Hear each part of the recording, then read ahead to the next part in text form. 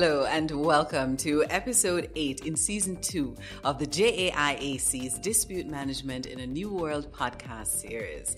40 minutes of bi-weekly conversations with Dr. Christopher Malcolm, dispute management practitioner, international legal consultant, entrepreneurial visionary, and Secretary General of the Jamaica International Arbitration Center.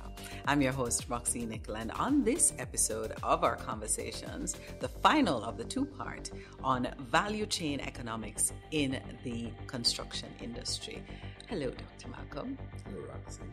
So, Dr. Malcolm, what are the global trends for dispute management in the construction sector? Well, the global trends, including as we move into the future, include that we're having more competitive markets. We're having greater use of artificial intelligence, robotics and drone technology and so on. These things are already being used, and you have more of that happening. You have a greater focus on the creation of green cities, green communities. And by green, of course, I mean which cities and communities which are much more carbon neutral in terms of how they function. And of course, you have the use of augmented reality, artificial intelligence and so on being used more in these sectors as an industry. And flowing from that as well, we have a lot happening in terms of the area of dispute resolution. The more competitive the markets are with all these augmented things and so on happening, you do have greater use and focus on dispute avoidance mechanisms. You have the use of more integrated building systems, business information modeling, where you try to bring the divergent professionals together rather than having them work apart from each other, in ways where you're looking now at how you can maximize construction economics and leverage the various skill sets that are available in a much more seamless way, so you can have projects being delivered more on time and, more importantly, within or under budget. So with what you just said, you believe these are some of the things that are driving these trends? If we look, for example, and use China as an example, over the last couple of decades, you've had a move in China of moving people from poverty into the middle class, which is unheralded anywhere at all in history. And we've seen so much so that if you look at the sheer number of persons who have moved from poverty into the middle class, it's greater than some of the nations that we could think of in terms of sheer number of persons that this has happened to. Mm-hmm. So what is happening as you do that? You have more and more people expecting to have increased standards of living, and increased standards of living require better housing, require all sorts of things to happen. Mm-hmm. And as this happens, there's also recognition that as you do it, you want to also do it in a much more cost-effective and efficient way. But you also, as well, want to ensure that you do it in a manner which is not creating unnecessary greenhouse effects and so on. That is the desire. And those are trends that we're working towards. And we've seen recently enough, for example, coming out of the COP26 climate conference, where there is now a move being said about looking at working down the use of coal and to work towards greater use of alternative energy sources and so on. So once you start thinking about that, and with the recognition that the construction sector itself is carbon emission intensive, as you're thinking about that and you're looking at trends, if you want to become more compliant with these emerging trends, which are also beyond the construction sector simplicity, you also have to think of how it is that the construction sector as an industry can become more of a contributor to the global demand for greening than it has previously been. So all of these things are going to continue to impact the sector as it grows and develops, and as you have in more and more need for high-rise developments and so on by reference to land. So for example, in small economies, and when I say small, I mean small by reference to geographic size, right, like those in the Caribbean, where whether we want to or not, we're going to have to start moving more and more towards high-rise buildings, because we simply do not have the land space, many of us, to continue to build in sprawls. And all of that is going to require greater involvement of construction professionals in creating new structures which are much more efficient and much better able to leverage unused land space and so on that is available to us. Mm-hmm. So let us now look at financing and some of the non-traditional sources of what are some of the cross-border risks resulting from these financing sources. He who pays the piper typically calls the tune. That we know. And when people are coming with their financing, they come with their conditionalities. They come with their requirements. And the primary requirement of any financier is that it be repaid on time and be repaid with a sufficient markup for them to do well. Mm-hmm. Now, of course, the risk related to that, and in small jurisdictions, particularly those which do not earn or have their currencies which are pegged to the US dollars and earn US currency in a significant way, what are some of the risks related to that? So, for example, in the case of Jamaica, where we have a floating exchange, right? It's an exchange rate which changes by reference to market demand. Mm-hmm. You have the real risk of borrowing monies on a project or having monies loaned in relation to a project, which is pegged to or given in US dollars. And you borrowed it at a US dollar rate of 140 to 1. And over the lifetime of the project, the rate changes to 150 to 1. 50 Jamaican dollars to 1 US dollars. Let's say that's the rate. So what have you then had there? You have a risk, a repayment risk, which becomes more difficult because what you have done also is that you may have also in that project gone ahead and committed delivery at a particular price. And so you run the real risk of being unable to pay. But we go a little beyond that. Once you're looking to external sources for financing, it means as well that if you don't have the internal resources to fund your own projects, you may be limited in terms of the projects you can actually undertake, whether or not you can undertake them firstly. And even if you're able to undertake them, the extent to which you may be able to undertake them, because a financier may come and say, yes, you have a grand ambition to build this very green project. But by doing that, we see that you're spending money that we would not want you to spend because it is going to limit our capacity for repayment at the time and in the ways we want to. So those financiers may then indicate how it is that you may spend their money. And in a typical construction or related project, monies are typically made available in what we call milestones. So you will have a financing arrangement where a financier says, yes, we're prepared to finance you, but you will only be able to have drawdowns at particular intervals after you have shown that you have accomplished particular stages of development in relation to the project. Then we go a little further, because one of the things that is happening as well with financing is that as financing happens and circumstances change, you have changes related to political governments may change, environmental conditions may change. So you have risks related to environmental risks by reference to brownfield sites, greenfield sites, whatever. And I'll get to that in a minute as to what I'm talking about.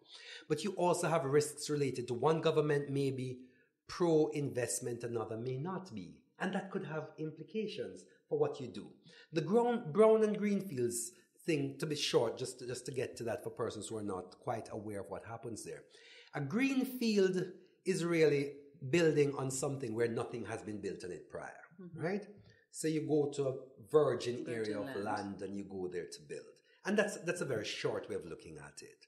Whereas a brownfield development happens where, for example, you had a pre-existing development there, you knock it down and you're building something or you're doing something. So you will have underlying issues that you may or may not be aware of.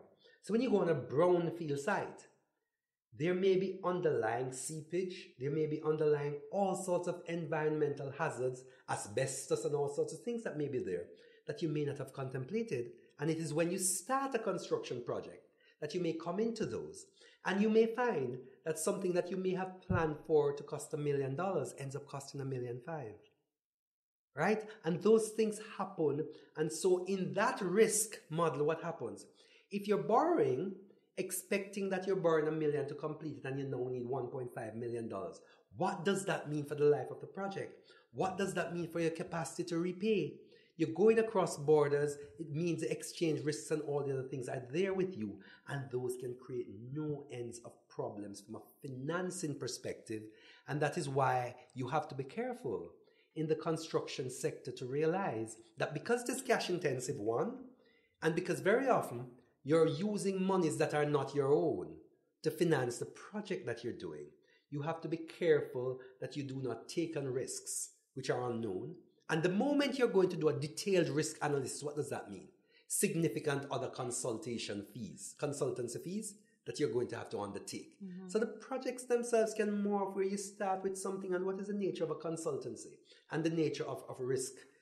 When you start investigating, you may very often find that one investigation leads to another. And that again means added financing to be added there.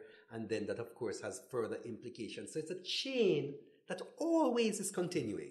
And that is where the value chain is so critical in all of this, because the value chain can either be enhanced or diminished by reference to what your input requirements are and by reference to how much you have to spend to take the project to the end that you want it to be. To give you an idea, of course, construction projects are inherently dispute-oriented. In mega projects, in small projects, in medium projects, it is unlikely that we come across a situation where we encounter a project that did not spawn a dispute.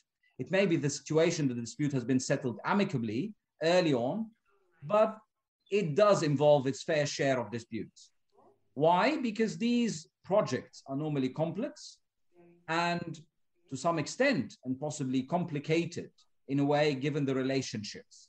They are fact-intensive and involving numerous disputes, given the number of stakeholders at play and the multi-contracts aspects. Name it, we've got main contracts, subcontracts, financing, supply, insurance, operation and maintenance, and a lot more. They normally also have high value and high volume type of claims in mega projects. And we have a number of standard terms and conditions model contracts, FEDIC, the NAC, the JCT, and many others. And also we have the bespoke arrangements in the particular conditions. And disputes also arise because of the sort of changes made in these particular conditions that may or may not address or disrupt the risk element in the standard agreements. And also experts are at the heart of these disputes. It is, again, a very important aspect of disputes and projects that we have experts, both technical, quantum, programming, delay, again, a lot on board. And they are extremely voluminous in the documentary record. I recall in one construction arbitration I was chairing, we had one exhibit that was in itself 11,972 pages, and that's one exhibit out of thousands. Based on current trends, how do you see the sector responding? Example, will it be static? Will it remain unphased? Or will it evolve? What do you say? The sector can never remain static. It always has to evolve. And the question is, how will it evolve? And by reference to what factors?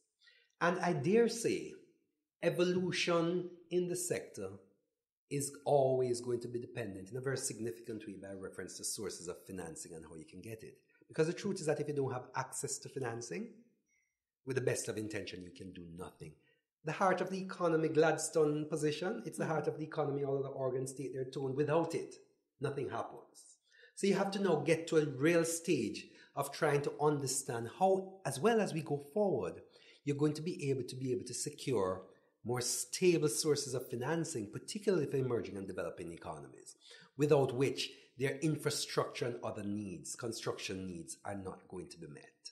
Dr. Malcolm, talk to us about project management and the significance of dispute management to the process and work of project management. Well, every project has to be managed towards a goal in mind, right? And the management of a project is going to involve a myriad of components, right? One of the elements of project management is clearly project financing. You need to ensure that there are secure sources of funding to be able to do the project. And the secured sources of funding could include debt financing, it could include equity financing, it could include what we call mezzanine financing, which is a combination of debt equity. It could include all of that happening on that side. But the management really is to ensure that you manage to a successful completion. And a successful completion in the context of a business, because construction is a business, is a successful completion which results in a profit for somebody. And so what you have to do then is ensure that this arrangement is devised to allow for that. And when you do that, you also have to ensure that that project management model that is built in is a project management model which is built to accommodate effective dispute resolution solutions, right? So the project management is one which would identify what it is that the intended objective is, what the likely risks are in relation to the project, what are the success factors that you're interested in, what the limitations are, and how you're going to ensure that through a proper process of ongoing oversight, taking corrective adjustments as and when required, you're able to get to that end. And part of that is to do something which we all must do, which is to take effective measures to ensure that you minimize the possibility of conflicts arising, or to ensure that if and when they arise, you have a seamless system for dealing with them. How do you make the use of dispute avoidance strategies in contracts, especially since disputes are, as you always say, ultimately inevitable? So the parties themselves must have an appetite for wanting to avoid disputes, firstly. And a lot of that, very often, the appetite that they have will very often be determined by the extent to which their advisors enable them to see the difficulty that exists and to assist them to move away from what lawyers, for example, typically do. We're trained in this idea of law and the practice of it being adversarial by nature. We have to now reimagine that whole process to a point where we're saying, yes, it may be adversarial by nature and we all have divergent views, fine. But at the end of the day, we should have a common goal of trying to see projects completed within time, within budget, and the lawyers work seamlessly with all the other professionals and everybody are joined in that mutual interest-related goal. Then what you then find happening is that we're able to get to that end in a way where avoidance becomes key. Because if we all want to have the project completed with minimum disruption, maximum profitability, and easiest time delivery and all of those sorts of things, then we understand that the moment we allow conflicts to manifest into big, unmanageable, sometimes disputes, then you have a situation where the projects will be overburdened. They will come in out of time. They will be over budget and all these things.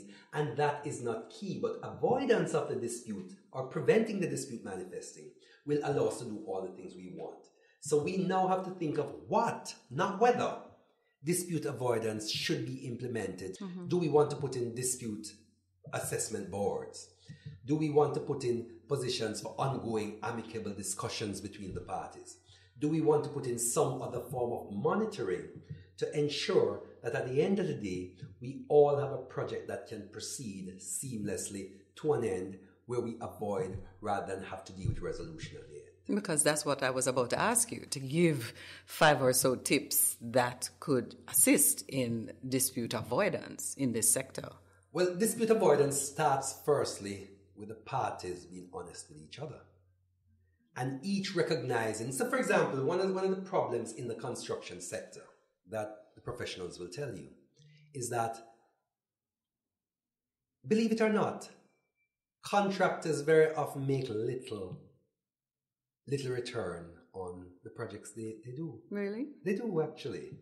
So one of the things but sometimes as well, contractors wanting to get projects put in ridiculously low bids, knowing that what they are putting in will not really enable them to complete the project successfully, right? And so what happens in that scenario is that they do that in order to get the work, in the hope that you'll be able to get waivers and you will be able to get variations and all these things happening, which allow them to get up to what the real price would be. So you start out very often in projects where the parties are not open and as frank with each other as they should be. So my first tip would be that when a project is being conceptualized and parties are being brought on board, there is a desire followed by concrete action of ensuring that there's frankness and openness where there is no hidden agendas, but people are simply saying, it will cost $20 to build it, and this is what I'm giving you, the real price. So that's one thing. I think frankness and openness must be on the table. The next thing, of course, is for persons to ensure, I believe, that they do not take on responsibilities that they know they are unable to fulfill. If you know you do not have the capacity for civil engineering works of the type that is required, do not take the work. Because invariably, you're going to, as they say, mock up the job. And having done so, you're going to have a situation where disputes are going to arise out of it. The other thing, of course, is to ensure that when you get a construction project together, at the beginning, you think of how it is that you're going to put a mechanism in place that will allow for ongoing and meaningful dialogue between the parties, where they can raise issues, they can discuss them, they can have them resolved, hopefully, and in many instances with the assistance of a third party, right? And when you have that process in place, follow it, adhere to it. You need to have the parties working together, understanding that they have a mutual interest of this project being delivered in circumstances where professional integrity and other things are at stake, right? The other thing to bear in mind, I would think, is to ensure, and this is critical, that when you're engaging in a project, you understand at the outset how you're going to finance it to the end. Do not start a project in the hope that you're going to acquire the financing to complete it by the time it... Do not start a project knowing that you have enough to do it halfway but not to the end. Because any number of variables could come into the play. So you need to ensure that when you're engaging in a project, you identify how it is that you... It doesn't mean that you must have all the money at the beginning, but you must identify a pathway that will lead you to completion by reference to financing. I don't know how many tips I've gone already. You've gone over 4. But if it's 4, I'll continue with the final one. The other thing is to ensure, I would say, that you have an effective professionals, including, importantly, somebody who understands the nature of dispute management and how it can be effectively leveraged in support of project implementation. Okay, well, thank you for those tips. So we're going to stay with financing. So construction disputes, of course, involve a lot of money. What is the process of dispute resolution at that level? Well, it depends on what the parties agreed to. In construction projects, a usual method for resolving disputes is arbitration and increasingly adjudication in the field of construction. Now, though both processes are adversarial by nature, and just for those persons who are not aware of what the distinctions, adjudication, very generally speaking, is the process by which persons hear and make a decision in relation to a dispute. So if you go to court in litigation, there's an adjudication process that is engaged. If you go to arbitration, there's an adjudication process that is engaged. But in the field of dispute resolution, there's a special process that we call adjudication. I know it can be a little complicated, that we have the overarching adjudication, but we have a mini process which is itself adjudication. With arbitration, which again resembles in many ways litigation, what you have here are the parties engaging a process as, let's call them claimant and respondent for purposes of this conversation. Party A and Party B. Party A being a claimant, Party B being a respondent. So the claimant will get its own facts together, which is its own story of what has happened, and will claim that there has been a breach or something that should have been done by Party B that has not been done. And they then engage the process of making a claim against them for recovery of damages or some other relief that they're claiming as something which flows naturally from that failure that happened. Party B will then respond ordinarily, denying and sometimes even counterclaiming against Party A in relation to the facts in issue, right? Having done that, will then ultimately go to an adjudicator who will then hear the matter, consider the respective submissions that are made from each parties by reference to the facts that are there, and then make a decision as to who is liable, and then will ultimately make an award in damages or for other relief in favor of the person who is successful in the arbitration. Right? Now, in that process, arbitration, wherever you go, and certainly in Jamaica, in Barbados, in the United Kingdom, in Germany, wherever, you have what are laws which are supportive of, and are arbitration acts effectively, which set out how arbitration should function, and which effectively empower arbitrators to be able to make final and binding decisions, which the parties must adhere to. So much so that a decision of an arbitrator is treated in every way as though it were a judgment of the court for purposes of enforcement. So that process is final and binding because the legislation says that it is, right? And it's an adjudicative process which is adversarial by nature. Then we get to adjudication now, the little a for purposes of what I'm saying. And in that process, you have similarly the parties coming to the table with their respective positions, which then goes before an adjudicator who is required to make a determination. A significant difference, of course, is this.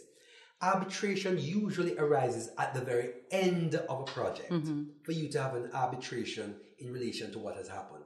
Adjudication is very often something that happens while the project is ongoing, very often, and is in the sense a mini arbitration, not quite, but just for purposes of simplicity, where you hear it and the adjudicator is able to make a decision, usually in a very short time, and we usually say it is rough and ready justice. Okay. So it doesn't go through all the 9 yards of an arbitration process, but in that scenario, the adjudicator makes a decision which we say is temporarily binding.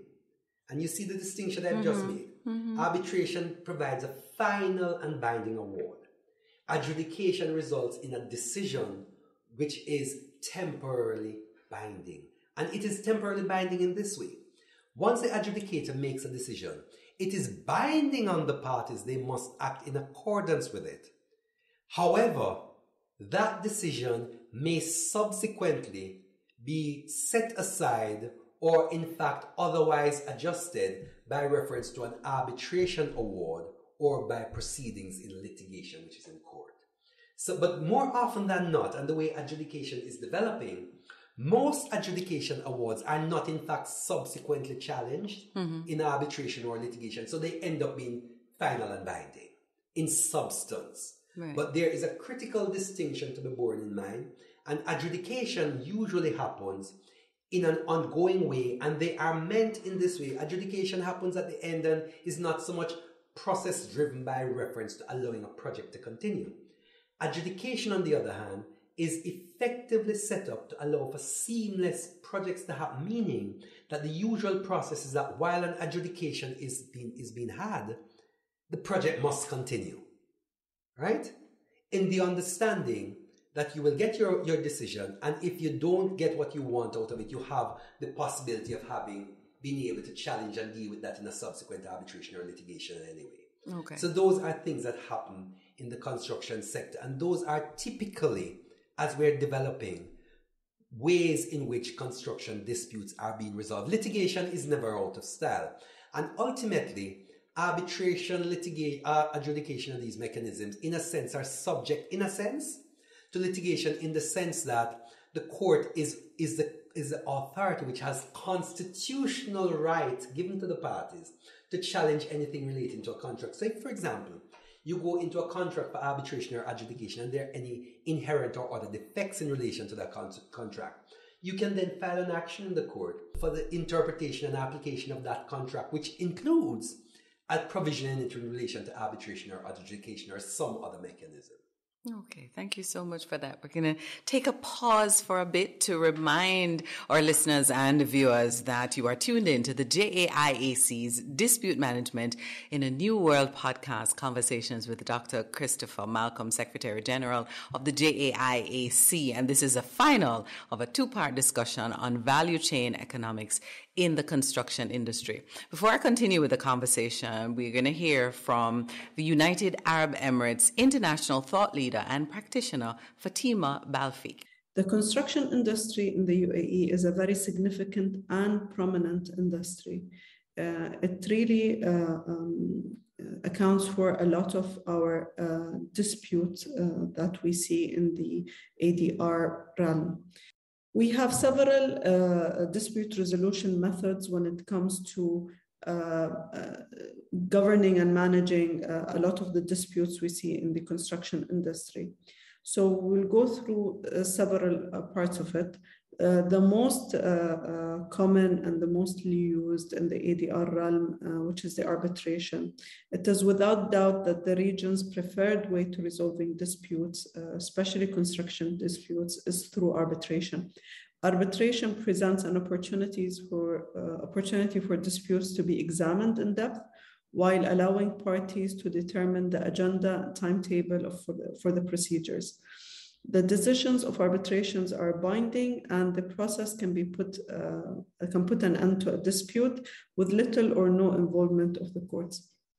And for the UAE to be a part of signatories of the Geneva Convention and the New York Convention, it really appeals to a lot of companies to opt for arbitration as a valid and strong option for dispute resolution here in the region.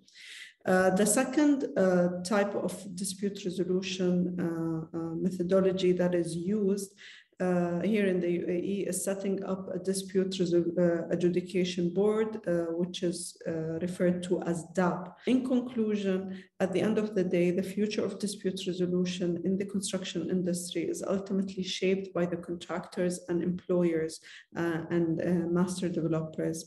If we truly want a more efficient and well-functioning industry, it is at the utmost importance that we utilize different methodology of ADR and alternative dispute resolution in order to have a very strong commercial sensibility and sustain relationships within the main parties and the key players in this robust and dynamic industry. Thank you so much for that. And Doc, we want to share a clip also from the webinar on this topic because it had some salient points. And it's about new generation of disputes, or about where the focus of dispute management should be placed. Online dispute resolution and artificial intelligence-based processes are indeed a prediction that I see as a reality, not just a hope or an expectation. It is the reality. And we have to adapt to this. And arbitration and other dispute resolution processes need to adapt to the integration of technology in dispute resolution. It's no more the situation of using emails, phones, or mobiles, or computers. It's basically dealing with many applications of multi-variable resolution optimization programs, artificial intelligence applications, document management, and to a large extent, decision-making applications in this respect.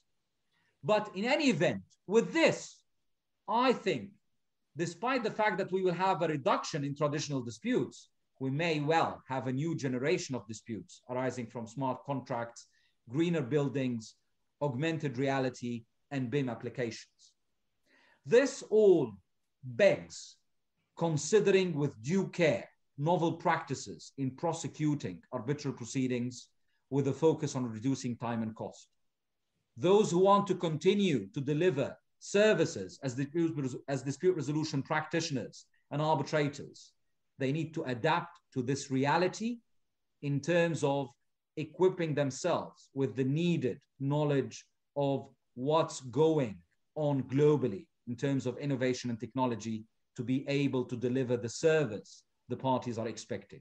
What do you consider to be the future of the construction industry and disputes that may relate to things like competition, technology, green building, project management? That is, I suppose it's a million-dollar question that all of us are looking to as to where it will go. What we do know is that there's going to be change. Mm-hmm. What we also know is that you are going to see technology, including online dispute resolution, growing out more and more. And we're going to see that happening more. As to how it will develop, the speed at which it will develop, and how it will develop in different places, whether it will be differential in development or otherwise, is what we're waiting to see. And we will see that as it emerges. I don't think there's much else we can say now other than that we anticipate change. But as to how exactly the change will happen, it's a little difficult, I would think, to predict exactly what will happen at this time. And we know change is inevitable. It is. So what about regulators and their role in the changes that lie ahead?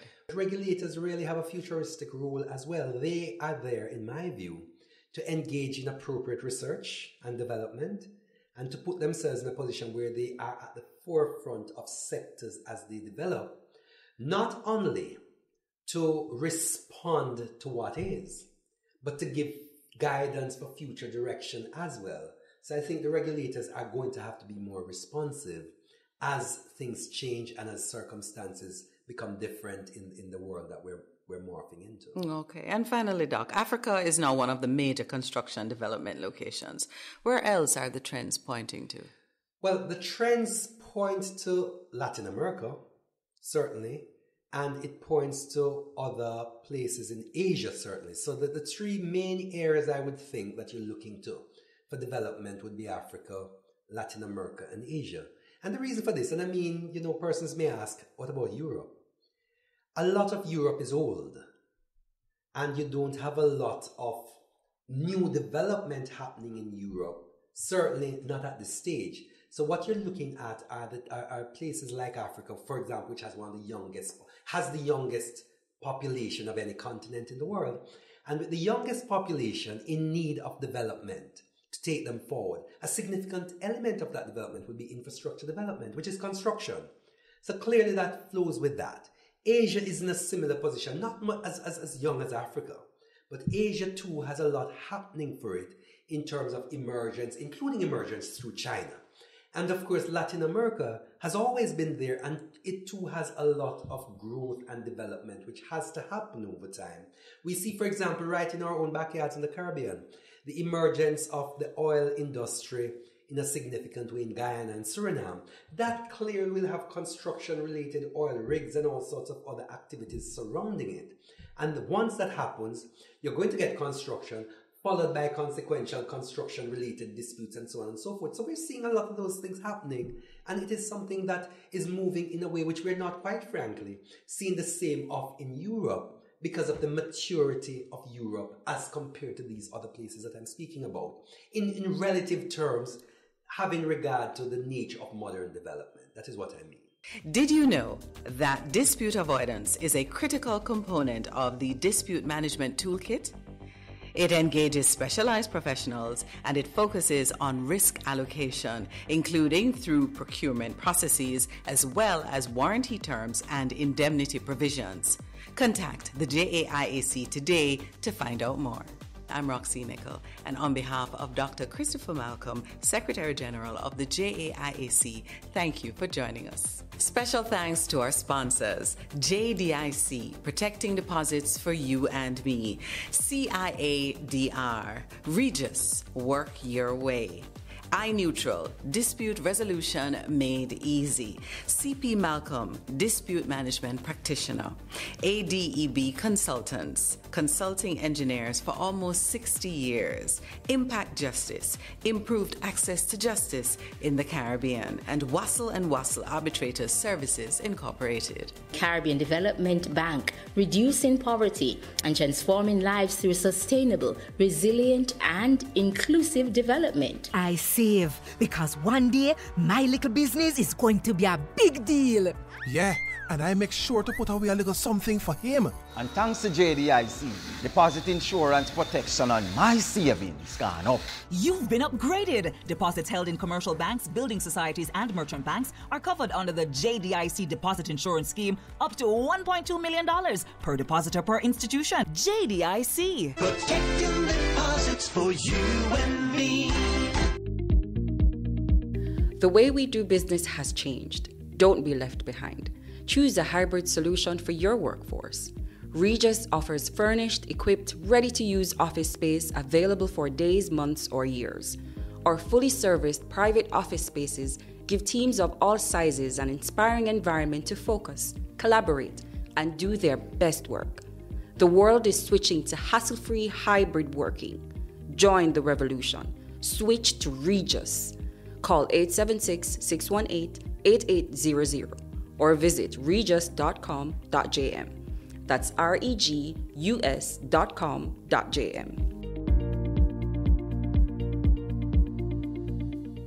All our episodes are also distributed on Google Podcasts, Spotify, Apple Podcasts, Amazon Music, Deezer, Stitcher, Podcast Index, Pandora, TuneIn Plus Alexa, Podchaser, Podcast Addict, and wherever else you get your favorite podcasts.